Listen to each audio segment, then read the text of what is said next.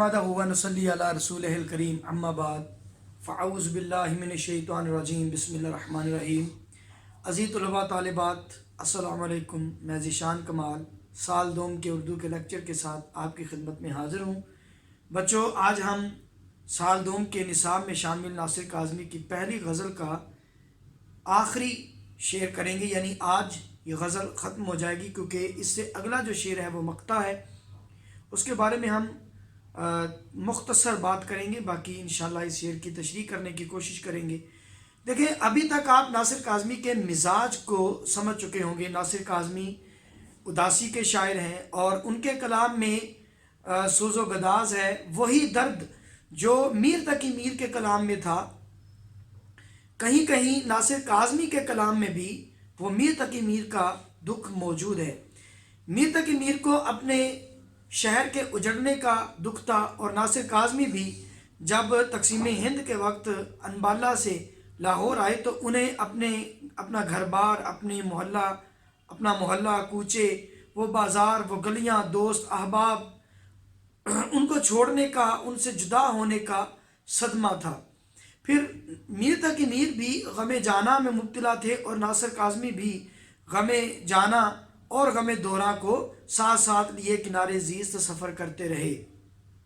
तो इस तरह मीर तकी मीर के कलाम में जो उदासी है, नासिर काज़मी में भी, उनके कलाम में भी वो उदासी मौजूद है। अब देखें, इस शेर में नासिर काज़मी ने क्या कहा कि शहर की बेचराग गलियों में, बेचराग गलियां यानी वीरान, सुनसान और तारीक गलियां, शहर की बेचराग गलियों में जिंदगी तुझको ढूंढती है अभी। अब देखें, पहले भी ये बात हो चुकी है कि जब नासिर काज़मी अनबाला से दिल्ली आए, दिल्ली या अनबाला से लाहौर आए, तो इस नए शहर और नए लोगों में वो ख़ुद को अजनबी महसूस करते रहे। ये शहर भी उनके लिए अजनबी था, बल्कि वो ख़ुद को इस शहर का, इस दौर का, इस दुनिया का इंसान ही नहीं समझते थे। मीर तकी मीर के बारे में डॉक्टर आफताब ने कहा कि वो मुकाम और वक्त दोनों के लिहाज से अपने आप को अजनबी महसूस करता था। वक्त के लिहाज से यूं कि वो माजी के किसी अहद का आदमी था और किस्मत के हाथों हाल के सुपुर्द कर दिया गया था, और मुकाम के लिहाज से यूं कि तकसीम के सबब उसे वतन से बेवतन होना पड़ा। तो ये उनके बारे में किसने कहा? डॉक्टर आफताब अहमद ने। तो इसलिए ये नया शहर उनके लिए इस कदर अजनबी था कि अपनी पूरी रंगीनियों और आनाइयों के बावजूद, अपनी रौनकों के बावजूद, ये शहर उन्हें वीरान, बंजर और तारीक दिखाई देता था। उन्हें हर तरफ अंधेरा दिखाई देता था। हर तरफ रोशनियों के बावजूद एक तारीकी थी जो उनके अंदर सरायत कर रही थी। जैसे शेर है कि शहर की रोशनी से घबरा कर, शहर की रोशनी से घबरा कर मेरे अंदर उतर रही है शाम, मेरे अंदर उतर रही है शाम। तो कुछ ऐसी ही कैफियत थी नासिर काज़मी की कि अपनी ज़िंदगी जो उन्होंने अनबाला में गुजारी, वो उसे ज़िंदगी समझते थे, उसी को अपनी रंगीन, राना और ख़ूबसूरत या दिलकश ज़िंदगी करार देते थे। लेकिन यहाँ वो ज़िंदगी गुजारते नहीं थे, बल्कि ज़िंदगी के अय्याम पूरे कर रहे थे।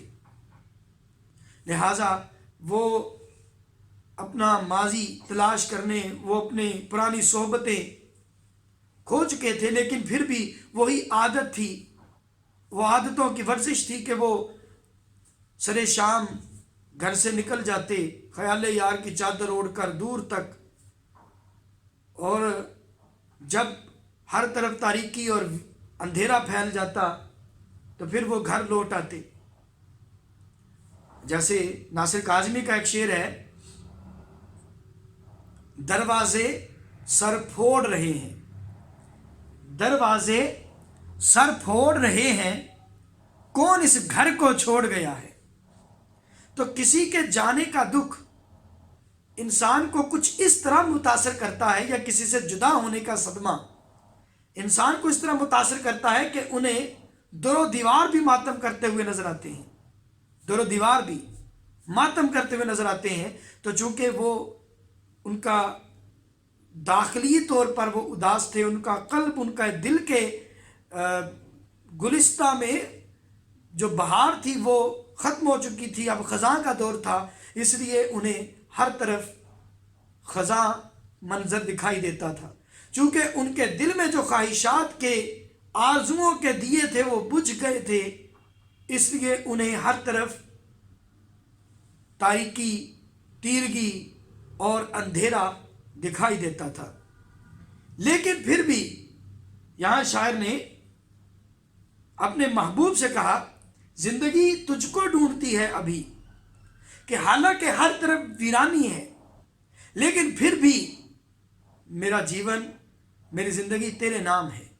میں اب بھی تیری چاہ میں نکلتا ہوں، اب بھی میں تجھے تلاش کرتا ہوں، اب بھی اے محبوب میں تجھے بھولا نہیں ہوں، میں نے تجھے فراموش نہیں کیا، بلکہ اس اجنبی شہر، اجنبی گلیوں، اجنبی کوچوں بازاروں اور تاریک تیرا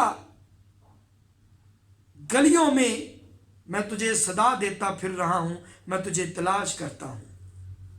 اور زندگی تجھ کو ڈھونڈتی ہے ابھی، اس کا یہ مطلب بھی ہو سکتا ہے کہ شاعر نے امید، رجائیت اور نبرد آزمائی کا پیغام دیا ہو کہ اگرچہ شہر، اب وہ ماضی میں جو شہر چھوڑ کر آئے امبالہ، کہ وہ شہر اگرچہ اجڑ چکا ہے، ویران ہو چکا ہے، گلی گلی آباد تھی جن سے کہاں گئے وہ لوگ، دلی اب کے ایسی اجڑی گھر گھر پھیلا سوگ، کہ جسے وہ چھوڑ کے آیا وہ گلیاں، وہ کوچے جو ویران ہو چکے ہیں، ہر طرف اندھیرا ہے، تاریکی ہے. لیکن پھر بھی وہاں زندگی، ان گلیوں میں اب بھی زندگی مجھ کو تلاش کر رہی ہے، ہمیں تلاش کر رہی ہے.